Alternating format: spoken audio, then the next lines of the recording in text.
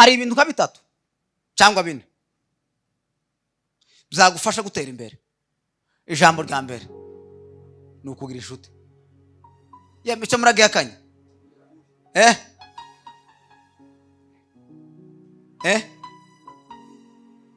Yesu ni inshuti. Yabwiye abigishwa ngo ntimukire abagaragu, ahubwo ngo muri inshuti zaje. Icya kabiri ni ukutagira ubunebwe.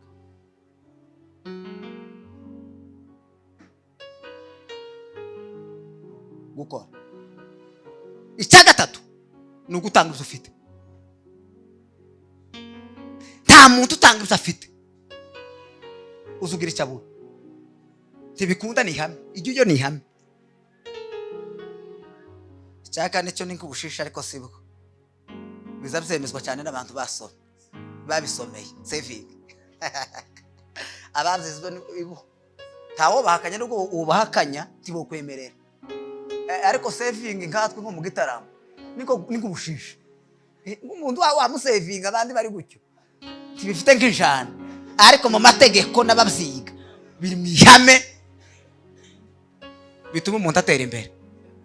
Mu mpamvu duterana nkoze kubivuga cyane, iyo duterana ni ibintu bitatu gusa. Ijambo rya mbere ni ugukomezanya. Umuntu ucitse intege noneho twaterana undi muntu akamukomeza. Icya kabiri umuntu akaba ibyishimo bya mugenzi we. Icya gatatu tukunganirana. Umuntu agomba kuba inyunganizi ya mugenzi we. Ibyo bintu mu iteraniro tubimisinze, mbese tutabikoze cyangwa se bidutambutse tuba twateranye. Icyakora tuba twateranye ariko ntakunguka kuba kwabaye muri iryo teraniro. Tuba dutashe twahombesheje, twahombye. Tuzamura amaboko duheze Imana icyubahiro. Haleluya! Ahimazwe Yesu. Rero hari ijambo ushaka kugira ngo tuganire, ni ijambo ryo gukorera Imana. Nanone muri ibi byumweru nka bibiri iri jambo niryo rigaje cyane uburyo bwo gukorera Imana.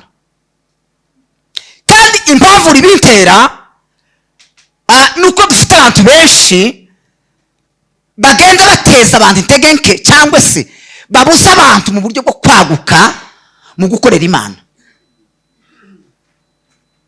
Habe nubwo abantu bashobora kubibuza, nta gihe twobiceceka, nta n'igihe tutobyigisha abantu.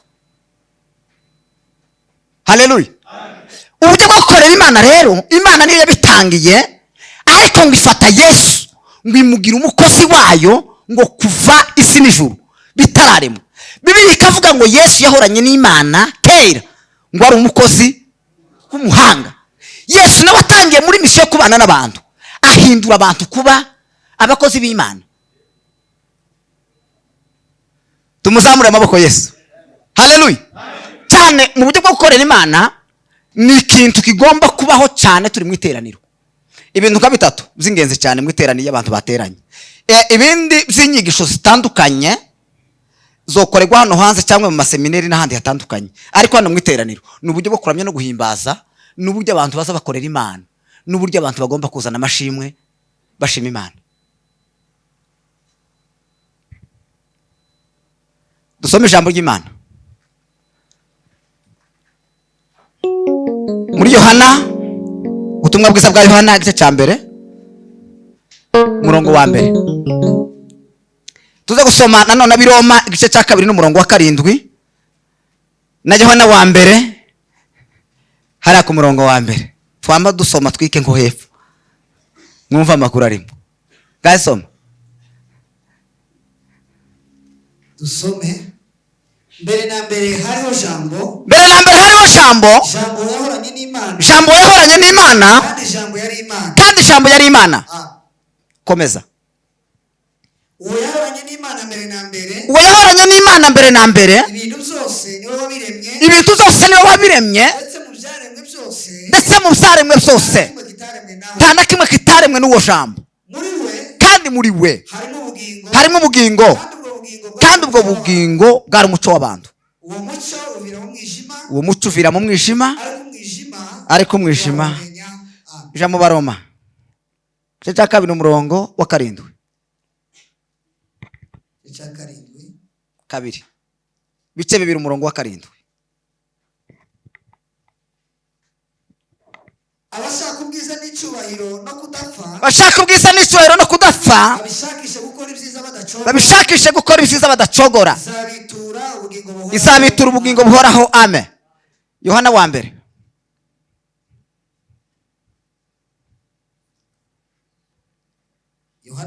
igice cya 1. uwahozeho uhereye mbere na mbere, uwo twumvise, uwo twiboneye n'amaso yacu, ija hepfo kuri 3. ibyo twabonye tukabyumva. Yohana wa 3. Yohana wa 3. Yohana wa 3.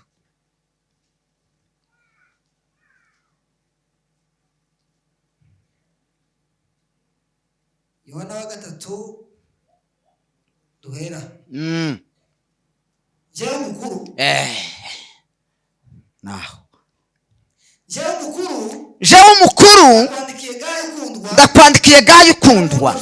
Uwo nkunda by'ukuri. Ukundwa. Ndagusabira kugira ngo ugubwe neza muri byose. Kandi ube mutaraga. Kuko nishimiye cyane ubwo bene data bazaga bagahamya uburyo ushikamye. Komeza. Yego, bagahamya uburyo ushikamye ukuri kwa kugenderamo. Nta cyantera umunezero waruta uwo kumva ko abana banje bagendera mu kuri. Ukundwa. Ukiranuka mu byo ukorera bene data byose, kandi ari by'abashitsi. Bahamije urukundo rwawe mu maso y'itorero. Uzavugize neza nubaherekeza neza, kuko bikwiriye ab'Imana. Kuko bavuye iwabo kubw'izina rya Yesu, ari ntacyo batse abanyamahanga. Icyo gituma dukwiriye kwakira neza bameze batyo, kugira ngo dufatanye gukorera ukuri. Amen. Haleluya. Tumuzamure amaboko Yesu. Haleluya. Gukorera Imana ni ikintu gikomeye cyane kandi cyiza cy'ingenzi. Bibiliya isivuga ngo umunsi Yesu Imana imutekereza ko agomba gucungura isi. Hari ibintu Yesu yirengagije yasize z'ingenzi yasize mu ijuru kugira ngo akorere Imana. Ijambo rya mbere, Yesu yemeye gusiga ubwiza yari afite. Nta muntu ubasha kuba umukozi w'Imana cyangwa se gukorera Imana adafite muri bimwe yirengagije. Yesu yemeye gusiga ubwiza kugira ngo asohoze umugambi wo gukorera Imana. Icya kabiri, yemeye gusiga icyubahiro. Habe n'umunsi Yesu azuka hari isengesho yasenze. Yaravuze ngo data, ngo nyubahishe cya cyubahiro, ngo nahoranye kera mu ijuru n'isi bitararema. Icya gatatu Yesu yasize ni ukudapfa. Ibyo yemeye kubisiga kugira ngo abe umukozi w'Imana ubasha gusohoza inshingano z'Imana. Tumuzamure amaboko Yesu. Haleluya. Kuko ikibazo gikomeye cyane dufite cyane mu buryo bwo gukorera Imana, iyo tugera mu ntango yo gukorera Imana, abantu benshi baca abandi intege. Ntabwo bashaka ko dutera intambwe mu gutera imbere mu gukorera Imana. Iyo rero tudakoreye Imana, hari igihe kiza kibaho cyane bikadutera intege nke, dushaka abafite ubushobozi kugira ngo bagire ibyo badufasha tutari mu murongo umwe.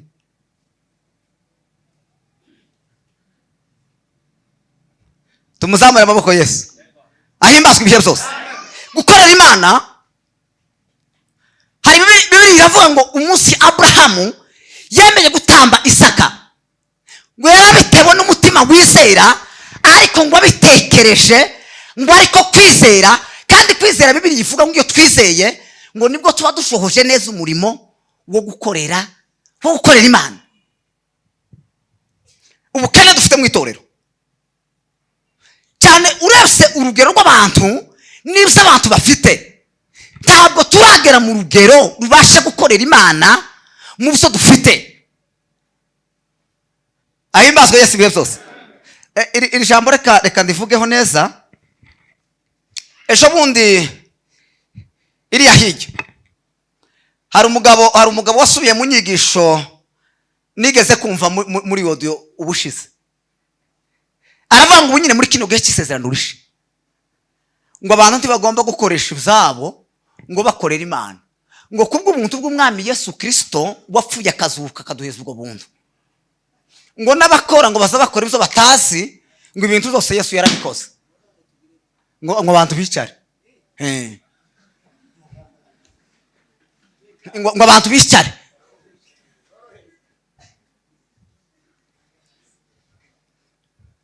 Icyo turagihinyuje mu izina ry'umwami Yesu.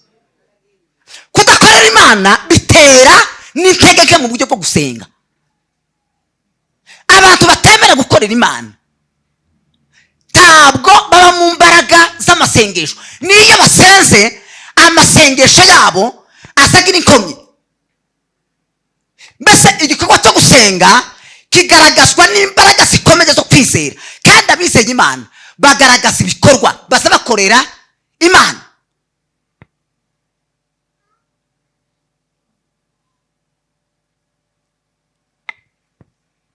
Ahimbazwe Yesu ibihe byose. Tumuzamure amaboko Yesu. Haleluya. Mwemere mukorera Imana. Hari umunsi nigeze kubibwira bishop wacu hariya, bazana bene data bari bahari. Umunsi nova mu ikanisa nkama musezera nkagenda. Ni umunsi yova nguhereye none twabonye aba sponsor titoshora gukora. Muza gusaba ko rari baririmbe twumva ijambo ry'Imana. Ariko uzo gukora ibyo uhereye none turabiretse. Yo kuzijyo tangazo nkama mu ikanisa kavuga ko nagize ndefisi. Turi mu kuzigira kweri. None umuntu akananirwa yamara akavuga ngo yagize irindi yereko. Iriye kweri.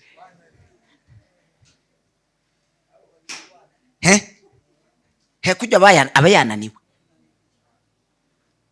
Habe n'umuntu ufite yerekwa, ufite visi, tazavuga, tazabitangaza. Na abantu bazamusukuma gukora. Ibo baza babibona. Bakavuga ngo bitewe n'umusukumo n'umuhamagaro ufite. Genda ukore. Ndetse kugira ngo neza se kwemeza neza ko afite umuhamagaro, azabanza kanga agatumwaho, ndetse nk'inshuro ya nyuma Imana ikamutumaho yaraka yaje nko kumukubita. Utagira guki urabona ko ibyo umuntu afite umuhamagaro, ariko ntazagenda avuga ngo hari irindi yerekwa yagize, ngo ndetse ngo no kuva mu minembo ngo bari barabihanuye kujya n'intege nke zo kudakora. Abo bagenda bapfobya cyane y'abantu bakorera Imana. Ndabaza abantu benshi bagiye bava mu ikanisa, mu makanisa ngo baza bakora cyane. Bari hano umuhanda bazagenda bazerera. Bazafa mu makanisa ngo amakanisa azakora cyane. Kandi hari ijambo nigeze kuvuga hano. Iyo tubaye mu bihe byo kuramya no guhimbaza Imana, ijambo rya mbere Imana izikora ryihuse cyane.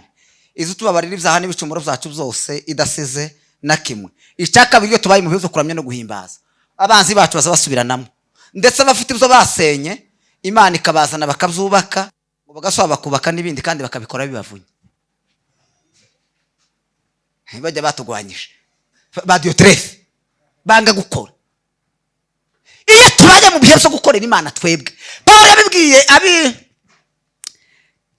Abatesalonike, Abakolosayi, aravuga ngo mwebweho ngo muzakomeze mukorera Imana, ngo abatabikora ngo bizabatera ikimwaro mu iteraniro, ngo kuzageza igihe nabo ngo bazikosora ngo bagafatanya natwe gukora.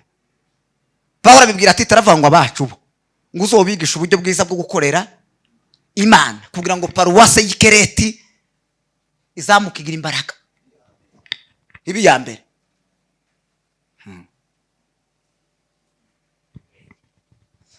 Cyane niyo tunafite ibyo tugenda dutira, iki kintu sinzi umwuka w'ubukene watwokamye. Reka mbivuga gutyo ni ukubera kudatahura gukorera Imana. Iyo tunagenda dutira ibintu bimwe n'ibindi kandi dufite ubushobozi kandi dushoboye kubikora, bisa bigayika cyane mu byo dukora.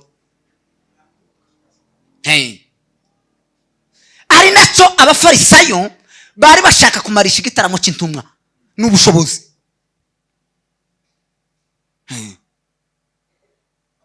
bari aho basengera ndetse n'ibyuma utuntu tuno tw'abantu nyine bishoboye akaba aribo babigira noneho intumwa zikajereza bakora ibintu bakazabona ibintu bikorwa neza ariko ngo baza ngo kubera gukorera Imana no kwizera ngo baza kugira inama ngo yo kwishira hamwe ngo kugira ngo icyo umuntu wese afite ngo mbese ngo bagisangire ngo kugira ngo hatazasura kugaragara umukene.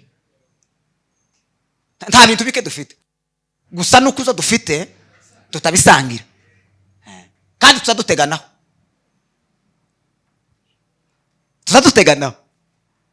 kandi wowe ukibwira ko hari uwo bikora mu gihe nawe hayakeka ko icyo kintu ari wowe ugikora. Twamara guteganaho tukavuga ko nta tuntu dufite. Hari umwe bari ifaranga zinkari buvira kuri Kajyamabenge gutya yewe abandi inzara ikubita abantu hariya none bakamwe ati sewe ko twaherutse bagurishije inka nta dufaranga ufite twamandazi hano arahakana baje koga muri Kajyamabenge inka yose barayitwara yamazamuka yarira abwira babo ngo nukuri ngo Rugondo iragiye yari Rugondo yari yagurishije.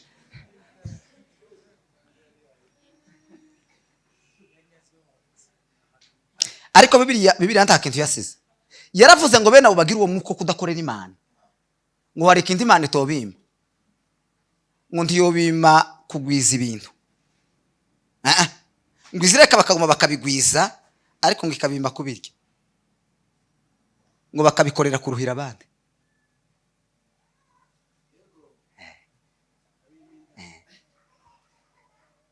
Ikaguha ibintu noneho ukagira stress zo kujera za bintu bikakuvuna ariko udafite kubikemuza gahunda yawe nimwe gukibaho. Niko Imana izikorera abantu batayikorera.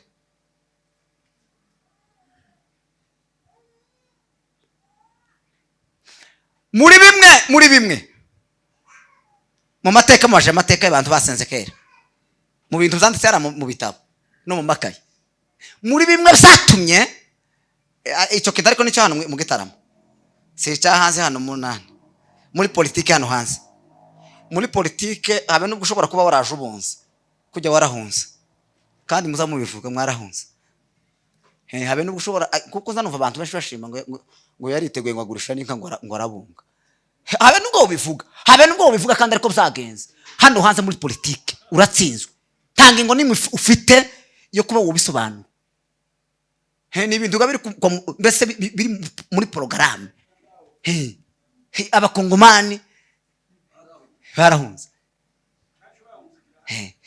ariko hano mu Gitaramo ngo muri bimwe byatumye twebwe Imana yemera ko tuvayo tukagenda ngo nukugira ngo tuzakorera Imana kandi ngo tuyikorere neza.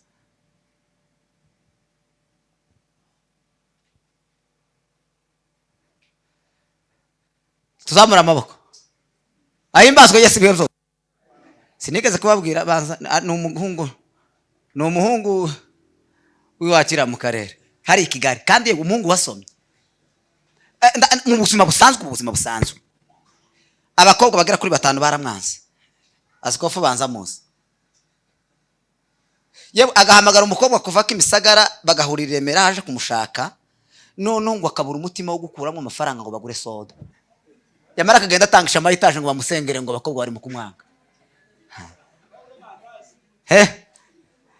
nuko abandi bagiye bamutukaga noneho ariko yaguriye nyuma bama bashakana.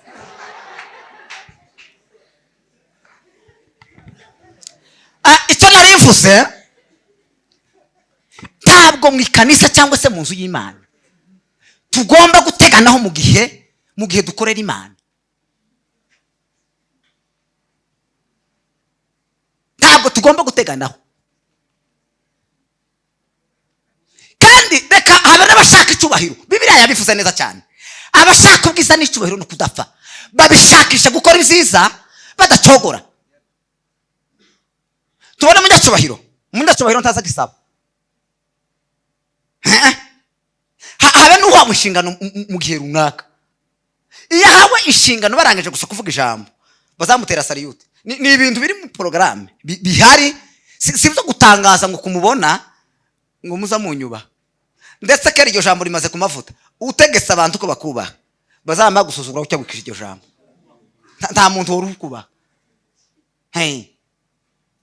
ushaka kuba sikofu umuno nubwo atosengeko nakorera Imana gusa nakora adacogora.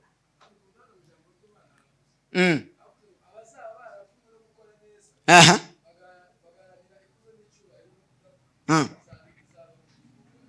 Izaba ariko icyo kintu nacyo kiraremereye cyane. Ntabwo abakora bakora borohewe, babikora bavunitse ariko bizera kandi bafite umutima ukunze. Nibyo Bibiliya ivuga ngo bana bato cyangwa se Imana isaba urukundo, ngo abantu bakundana urukundo rutari urumamo. Urukundo rw'urumamo ni urukundo rw'amagambo.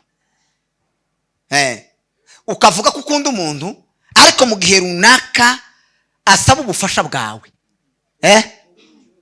ntubugaragaze, ukavuga ko uko ameze naje nikomeze.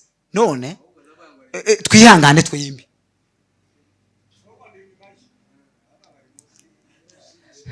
Ubwo ni urukundo rw'urumamo.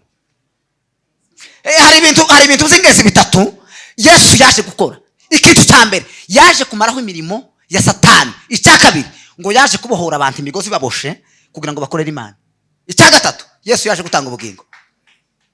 Kandi ubu bugingo nta processes cyangwa se ikintu runaka, mu buryo bw'imikorere basha gukora kugira ngo uhabwe ubugingo, usibye ikintu kimwe gusa, ngo no kwizera ko Yesu Kristo ari umwana w'Imana. Ngo umwiseye ngo ahita ahabwa bwa bugingo.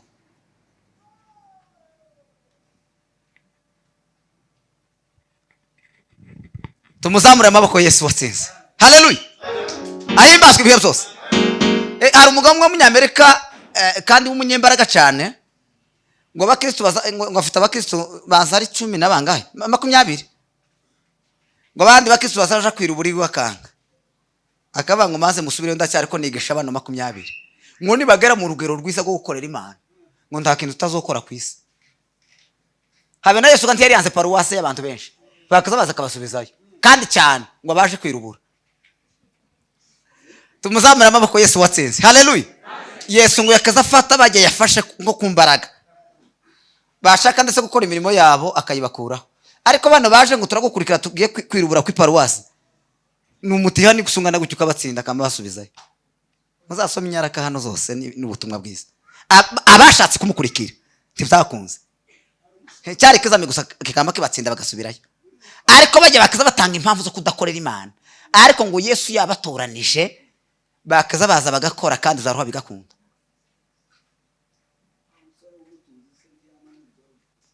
Hari umunsi umwe nifujije kugira kanisa ariko nuko ndahamagaye kugira paruwasi. Ni umunsi geti mukora igitaramo hariya Harabi Center. Kandi ko simbeshe uko nukuri. Mwari yaje guca imbere nama nifuza ati tukaje nko muri Ethiopia cyangwa muri Somalia, nkaba nkarevera wanyu gutya. Kandi tiyagira undi wirubura.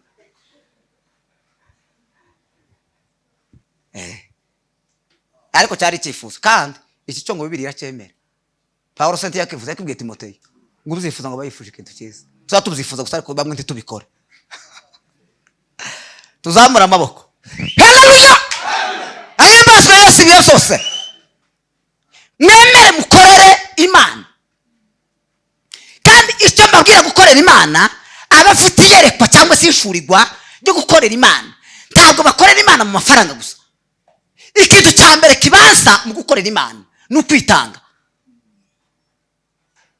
ni ubwitange, ni ukumva ufite ubushake bwo gukora umurimo. Twe turi mu rwego rwo gusigana no guhanagura intebe, tukagera mu rwego rwo gusigana gutegura intebe mu cyaro zazo.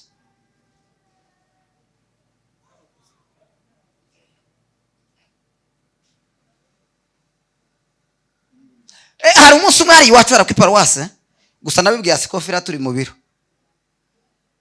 ariko namwe mwari muhari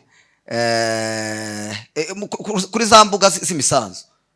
Hewe umuntu w'umugabo umusaza w'ijana rimwe mu ikanisa uzomara amezi ataratanga ijana asagenda bisente ku gihene.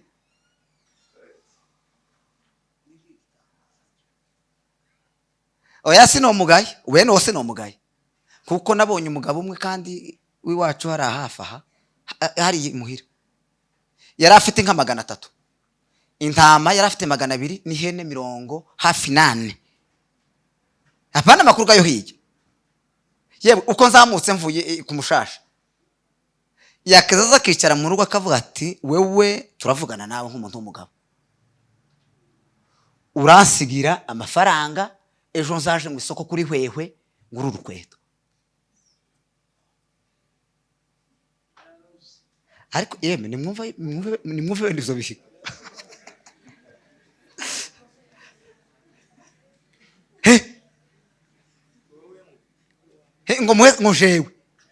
ngo jewe nyamuhe ngo asoje kuri hwehwe ngo guri kirato.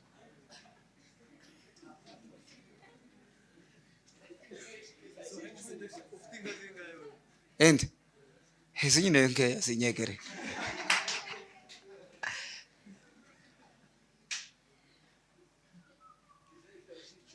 No tureke kuja kure, nta nubwo tuganira n'abantu batari hano, ariko dufata umwanzuro wo gutera intambwe mu buryo bwo gukorera Imana. Kandi Imana ntidusaba ibintu byinshi, mbese ni teste, ni ikintu iradusaba gusa gukoresha ibyo dufite. Ntabwo Imana igusaba kugira ngo ugire ibyo wiba kugira ngo uze gukora. Ni ukwitanga ukumva ko wowe ugomba kubikora mu nshingano zawe, kandi ugakoresha ibyo ufite. N'ibyo ufite si ukugira ngo bose bamuturanye cyangwa inshuti yawe, kuko nagiye mbona abantu benshi hano umuntu agakaba mugenzi ngo nyabona ngo nimba ngufite ngo kurukuta ngo rumpe hano ngo ntange sadaka. Ntibibaho kujya ntuba watanze sadaka, kujya ntubona udafite tukamubwira ngo naguheze ngo nyabona ugire icyo utanga. Kujya Imana zibona ko ufite umutima utanga, oya kujya si ifaranga ntubuze ifite, ariko ntuba wabuze ikindi utanga. Iki cyo nushaka kucemera, nta faranga uba ufite hano, ariko ntuba wabuze ico utanga. Utwandika ngo nyabona ngo nimba ngufite ku runota aho ngo mbeza ntange sadaka.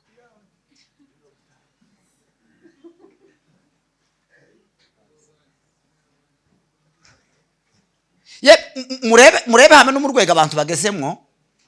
Ntekereza ndavuga guca ahantu hatandukanye, azi ko turamwakiriye ahantu hatandukanye.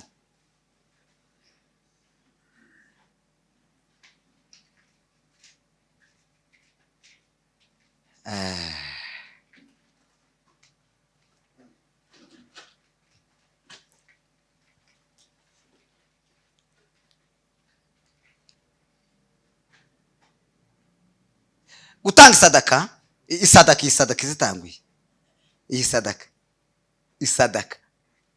uzi ko hari abantu agitanga 50 n'amafaranga menshi ya Kenya. Habe ni 10 sinabwe bamugabo kandi kabiro nubwo namwe muzi bagoye kugura inite y'10 bakanga, mbese akaza baheza amashiringi 9 ya 10 yagiye muri Canada, nguko bashinge ngo ndiko bazagurisha kubera ubushishi. 50 akamavunja akazagenda heza umwana igicere c'10 ngo batange sadaka. Heza umwe atange, ejo nimubona ndi nabo bazatanga undi munsi. Ariko tureke gukora utuntu tumwe n'utundi, kandi turi abantu bashaka kuba mu rwego rukomeye cyane rwo gukorera Imana.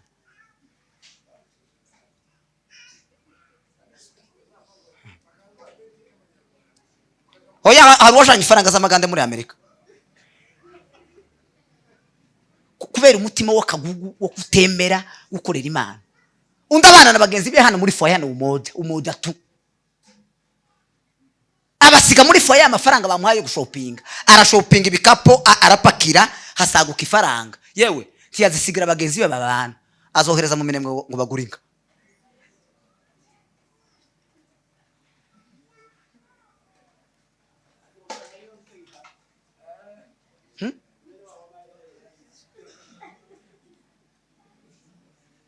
ahimbazwe Yesu iteka. Haleluya. Ahimbazwe. Marihemu Kigabo hari ijambo yavuze mu buhamya nategereye. Rero yariko yigisha. Hari abantu bamutumiye muri fundraising hariya. None arangije aravuga ati urwego mbazi mwe muri abanyakazi mwese. Turahera mbese turahera he? Mufita ngahe kugira ngo tubongere andi ngo ndaye. Yamata haravanga no fundraising sinikoresha. Icyo mabwira cyangwa se mbakangurira. Mureke tube mu rwego cyangwa se dutere intambwe mu buryo bwo gukorera Imana.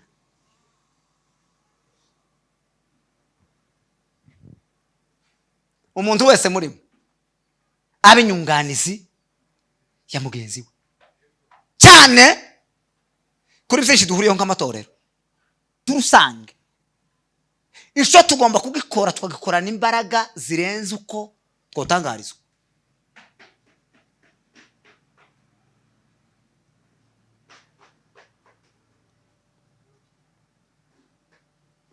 Tuzamura amaboko duheze Imana icyubahiro. Haleluya. Haleluya. Ahimbazwe iteka. Umwami Yesu ahimbazwe. Mu mateka ya Amerika mu bintu bibiri gusa byazamuye Amerika irarenga yamijiriya mu nyenyeri. Ngo ni ikintu cyo gusenga.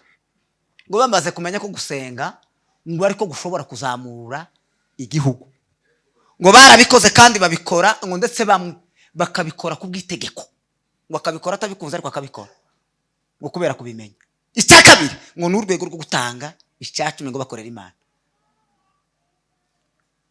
Iso bigomba kubihame.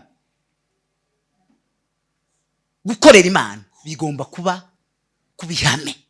Nubwo dufite abantu benshi bigisha gukora ntacyo bivuze. Samucahi yuzuye amapepo. Yuzuye uburozi bwo kugatira ikanisa iteraniro. Abayuzuye umwuka wo kubuza abantu kwinjira mu mbaraga. Umunyamurenge umwe numvishe watutse sente ngiraga kubitwa n'inkuba wenyine gusa. Undi nawe umuriro waragiye gukibyuma biceceke guke yamashima ngo arashima ko umuriro ugiye ngo bari bafite ngo hari urusaku rwinshi. Ariko abantu nibitangaza hari muri tabanako nateraniyeyo gucya bushurira karisarisha bari mu mashimwe yo gushima ko Imana yabahaye hagutse. Umugabo umwe arahiye yamayungurira abandi barasakuza cyane mushi mucongo yange hano kuko ino kanisa ngo cyabaye kinini cyane. Ye nimwumve abantu ko baba iwe gusa ngo ikintu ngo yagaye gusa ngo iki kanisa ngo ni kinini cyane. Yewe kandi abandi acyo babashima. Abandi bariko barashima kandi reka nkubwire. Haleluya. Ngiye no gusoza. Twabye iminota 10. Inayirimo nayishizemo.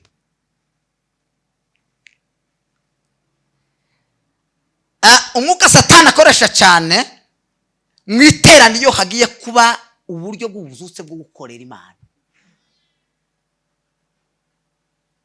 Hari abantu baza bavamwo ibo bakavuga ko ntacyabafashije. Ndetse bagakeka ibitari byo. Iyo bakeka nkese mo kagabo ubushobozi kandi ntagufite binterinze nk'ikazo gukora iki cyo nushaka kucyemera.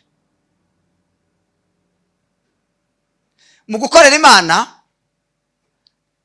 uzukora wumva ko ari wowe ugomba gukora nta kureba undi usibye ko nunda kose mufatanya hamwe guhimbaza Imana.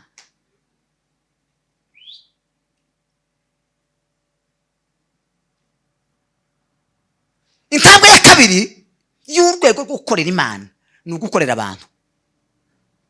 Tugatekereze ko ushobora gukorera Imana utabona ari byo Bibiliya inavuga ngo tugatekereze ko uvuga ko ukunda Imana ngo udakunda mwene so mubana muri kumwe.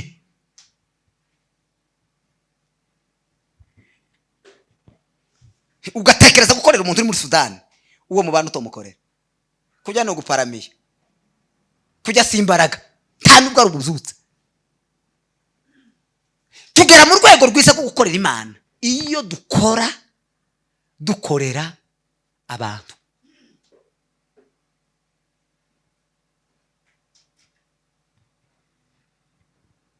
Kora kukidara aho ngaho.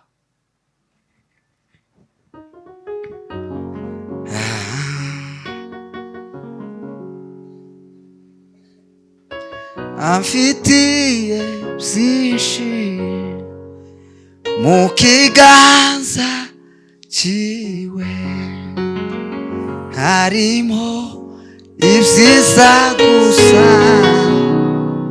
ineze z'umutima. Amfitiye byinshi mu kiganza cyiwe, harimo ibyiza gusa, bineze z'umutima. Harimo ibyiza gusa, bineze z'umutima. Harimo ibyiza gusa, bineze z'umutima. Harimo ibyiza gusa, bineze. Tumuzamure amaboko Yesu. Haleluya! Ahimbazwe Yesu ibihe byose. Ahimbazwe Yesu watsinze abadayimoni. Twizere mu rwego rwo kuba abakozi b'Imana, dukorera Imana.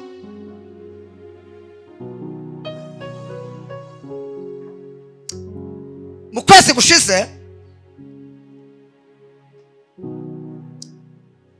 hari umugabo w'umupasiteri hakurya yagiye yabuza abantu gutanga ifaranga mu ikanisa. Arabanga ifaranga zitanga ngo ntazamenye icyo zikora. Ariko kwezi gushize nawe asaba ubufasha. Asaba ubufasha ngo nyabona ngo bamufashe, kandi baramufashije hakurya. Bibiliya ni nziza. Yaravuze ngo icyo ushaka ko abantu bakugirira, ngo nawe aba ari cyo ugirira abandi.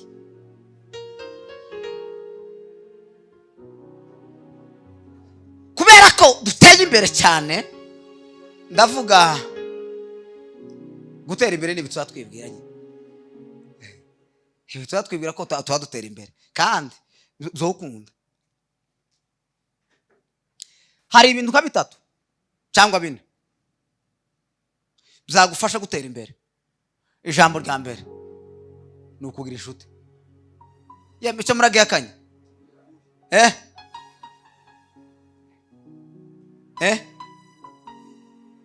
Yesu ni inshuti. Yabwiye abigishwa ngo ntimukira abagaragu, ahubwo ngo muri inshuti zaje. Icya kabiri ni ukutagira ubunebwe.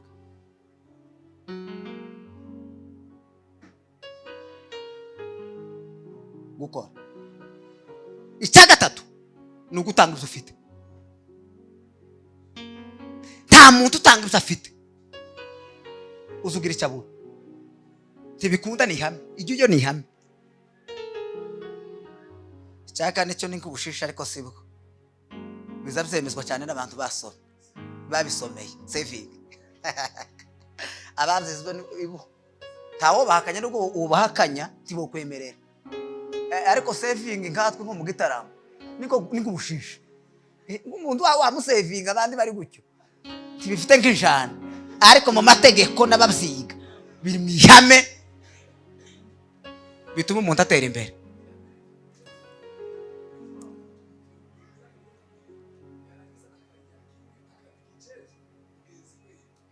Saving zisa n'igisa.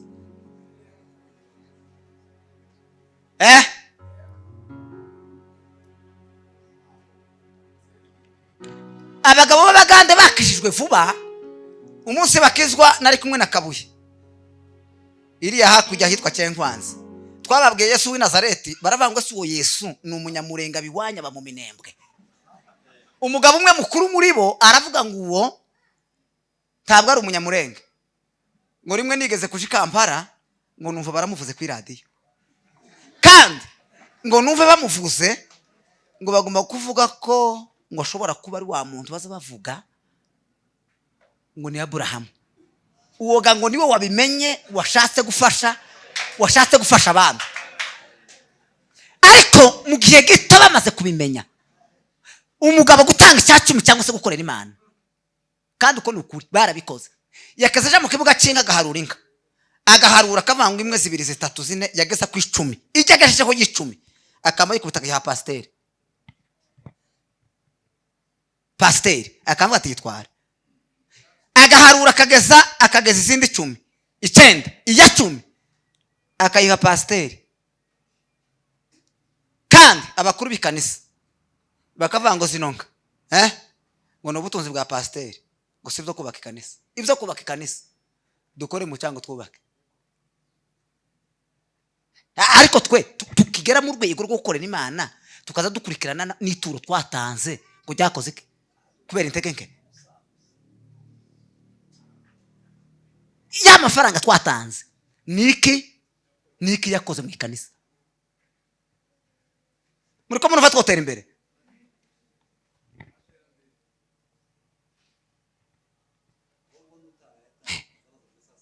Baragibo barasaze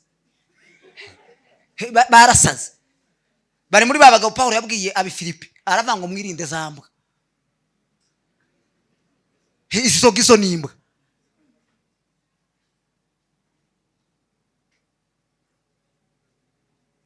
Mwami Yesu abaheze umugisha, kandi Mwami Yesu abiteho, mutekereze muje mu rwego rwo gukorera. Nzanibuka umunsi nashatse hinka nyine zari zino nkenya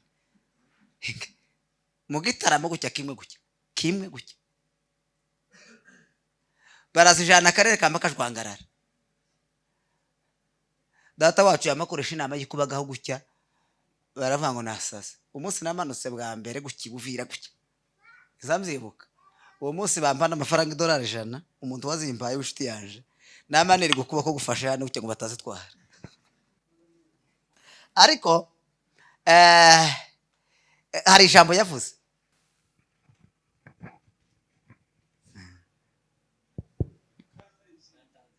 yatanze cyane azabimba. Umuntu watanze cyane azabimba. Niko rero kwagenda abwira abagabo bo mu muhana, kandi harimo n'umugabo umwe ufite izo nka uzusaba urukweto.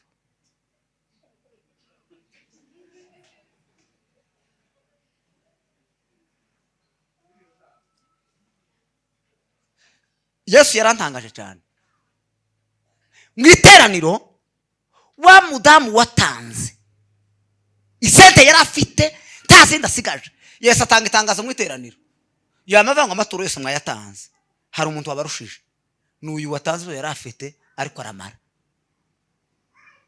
Si bwa bwinshi dushira ku muvunjo ngo tuvuge ngo runaka atanze byinshi. Nuko utamenya kwerekwa cyane, ariko abantu bagomba gutangarizwa mu iteraniro batanze cyane. Ni umuntu gusa watanze akamara. Umuntu wakoze birenze ubushobozi. Izo nta fundraising dufite none, sicyo nicyo mbatangarije gusa zari nyigisho mpambigisha. Gutanga birenze ubushobozi ni ugutanga wari ugatanga itike ku kujana aho hayuje, ariko ntutanga ibyo udafite. Ugatanga itike yo kuja aho hayuja ukayisiga mu gitaramo, ariko ugasohoka wizeye ko nugera ku muhanda baguha lift.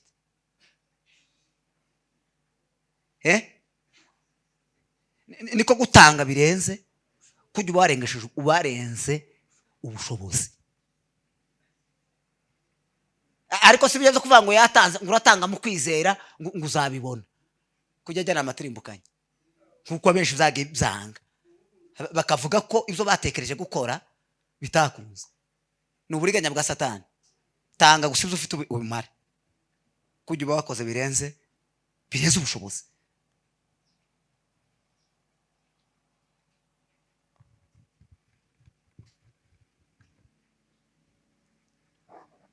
ahabwe icyubahiro Yesu. Haleluya. Ijambo soresheho nanone ni ijambo ryo gukora. Niryo soresheho. Soreje ku ijambo ryo gukora.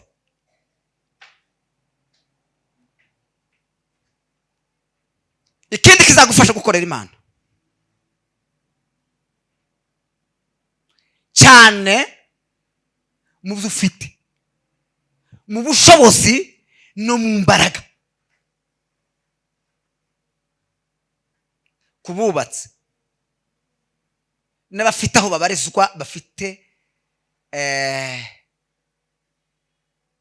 aba bafiteho ubushobozi, kuko Bibiliya irabivuga ngo mugende mwubahana mu nzego, ngo kandi cyane ngo mwubahe n'aba bafiteho ubushobozi. Hari abantu badufiteho ubushobozi ngo tuzo tububaha cyane, ngo kugira ngo dukiranuke mu gukorera Imana. Tugakorera Imana ngo nurangiza wicuze, ntukicuze mu gihe cyose Imana igushoboje kugira icyo ukora. Kuko iyo habaye kwicuza ikintu wakoze, Satani ariganya cyane umugisha wagahawe n'Imana. Satani abakoroza ibintu byose wakoze. Iyo umuciye muri humye ukagira ikintu runaka ukora, azatera intambwe ya kabiri yo kugira ngo nanone kijye utanse cyangwa ko gukoza, ufata akanya gato ko kwicuza kubyo ukoze, biba bibaye ubusa, ubunyazwe, ubuhombye. Ibi ndabibwira abacu, ndabibwira abizera abacu bafitanye umurimo umwe. Ubwinshi bw'abantu bwo papa yabivuze, ubwinshi bw'abantu n'ibijya wavuze n'ubuke bwabo n'ibijya, ariko uko abantu bangana kose mureke dufatanye kuri bike dufite cyangwa byinshi, mu bushobozi buke cyangwa bwinshi, twumvikane, tugire umurigani mu bikorwa byose bitureba nkatwe. Dukorera Imana nk'abategereje kuzasarura. Bibiliya, nasomye Bibiliya yantangaje cyane, hari muri Yakobo havuze ngo imbuto zo gukiranuka ngo zizazibibwa mu mahoro. Ngo umuntu ufite amahoro mu mutima, ngo iyo uteye iyo mbuto ngo izimere. Ariko ngo umuntu udafite mbese amahoro mu mutima, ngo imbuto ntizimera. Nta butaka imbuto ishobora kumereramo.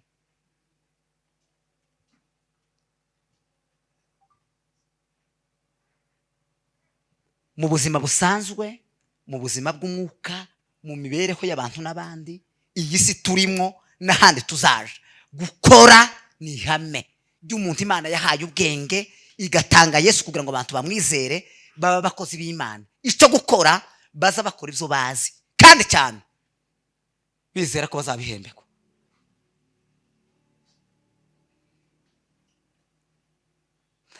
Mureke mbabwire icyanteye kuvuga iri jambo ryo gukora. Hari ahantu nataramiye hariya Kitengera ejo bundi,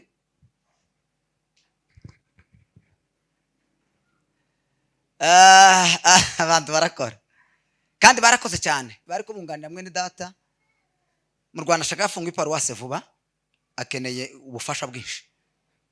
Yemwe ntimuzabafasha, ntibagera hano muzabafasha, igihe bazahagerera cyangwa namwe nimugere muzakore mubafasha. Bakeneye ibintu byinshi byo kubafasha kubera ko niho bagatangira umurimo. Kandi abantu barakora pe. Noneho turasohoka, umumotari wari untwaye, dusohotse mu gitaramo,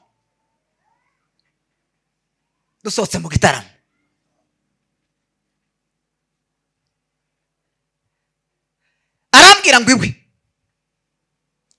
ngo yinjiye mu rusengero ngo afite amafaranga ngo 5,000, ngo ariko ngo atekereza ngo umuntu umwe wavuye Kayore n'undi ngo wavuye hano Umoja, hano iwacu, aga ni iwacu, ngo babigisha kudakora, ngo umutima uramunanira, ngo yanga gutanga, ngo abona ko ngo nadatanga ngo atarabisobanukirwa ngo azabanyazwa kubera izo nyigisho. numva merewe nabi kweri, numva merewe nabi. No bintera gukeka byenda n'ibintu bitari mu bantu. Reka mbitekereze gutyo cyangwa mbivuge gutyo. Uzi ko akenshi no mu gihe tutagaragaza ibyo dukora mu itorero, aya matorero yacu tubamo, yewe akenshi bishobora kuba ari kuri twakiriye hano hanze.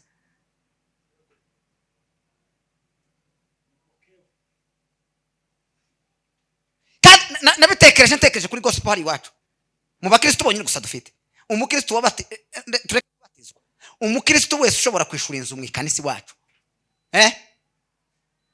tugiye dutanga byibuze ku kwezi 200, ni amafaranga twakwishyura mu ikanisa tugahemba na ba pasiteri. Ndaheba sanga sinzi ibyo turimo.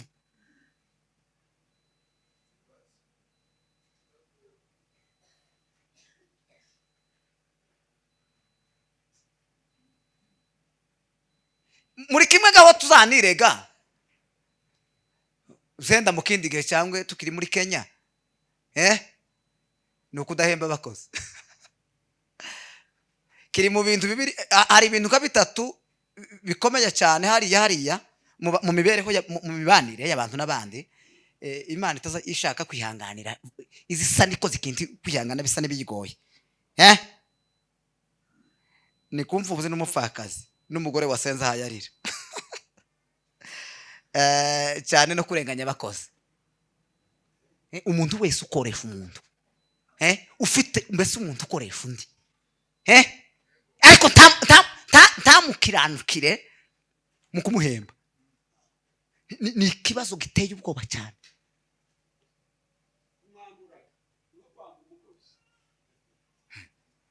Dufite n'amasheriya menshi y'ibyo dushingiraho n'ibyo tuvuga bituma tudahemba abo dukoresha, abakozi badukorera.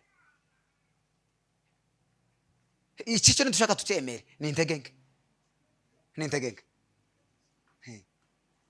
Nubwo twogira ibindi tuvuga, ariko mu ruhare rwacu, mbese mu rwacu ruhande, tugomba gukiranuka kwishura guhemba abo dukoresha. Muzasome Bibiliya, ntawe utarahembwe hariya, tawe usibye Yesu. Bakazaje kumuhemba akabigisha ibindi bintu, akababwira ibindi bintu, akabati mwebwe mureke mbabwire gusa, mwebwe ni mumenye, muzaba munkoreye, muzaba mumpembye. Hari umunsi umwe ba Petero bagiye gufunguza, bari bagiye gukoresha mu muhanda ngo bamushakire ibyo kujya bamuzanira. Asa neza gutya mu kadomo muri ya minota. Noneho rero Yesu ngo asigara afungura, kandi ngo afungura hayaganira mu kiganiro, aganira wa Musamariyakazi. Ngo bariko baganira, ngo ba Petero baraza baravuga ngo mumuhana, ngo barangije gukora none ngo ndutse gufungura. Yesu aravuga ati ukunda arangije. Ibyo byari byarabayobeye, ariko tugomba kugera mu rwego dutekereza rwo gukorera Imana. Bashaka ubwiza n'icyubahiro no kudapfa, babishakije gukora ibyiza badacogora. Imana nayo izabitura ubugingo buhoraho. Diyotrefe hariya hijya muri Yohana haratwasomye ngo yari inzitizi ngo yo kugenda ngo abuza abantu ngo gukorera Imana cyane, ngo yakazatomboka. Sitoma yiwe ngo akazitomboka cyane, ngo iyo gayo ngo afite ibyo yakoze ngo akorera Imana, ngo akambasara gasaraduka, ngo agakoresha inama zidateguwe kugira ngo apfobye.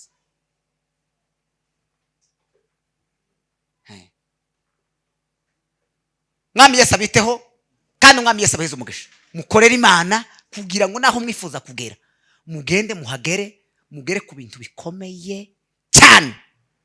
Mwami Yesu urakoze ugize neza. Abarwayi nibabe basima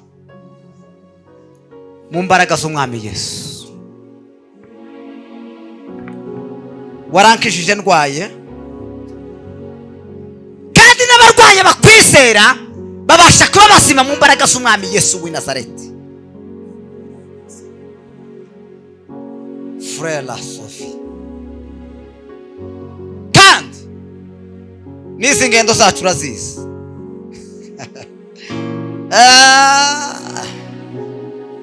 Presine Sophie.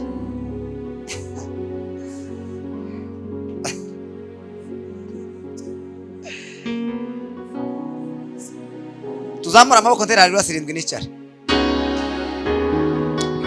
Haleluya! Haleluya! Twongere tuzamura amaboko. Hari undi refera numfisha ashima umwaka ushize. Arashima ngo arashima Imana ngo kubera ko ngo bafite umucuranzi ngo batazabahemba.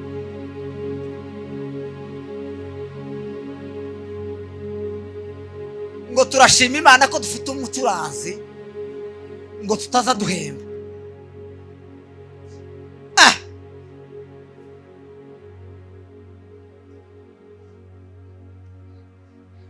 Yewe dushime ko dufite abantu dukoresha tudahemba. Ko none nibitangaza. Dutere haleluya. Haleluya! Twongere tuzamura amaboko. Imana ibazamure mu ntera. Mu izina ry'Umwami Yesu.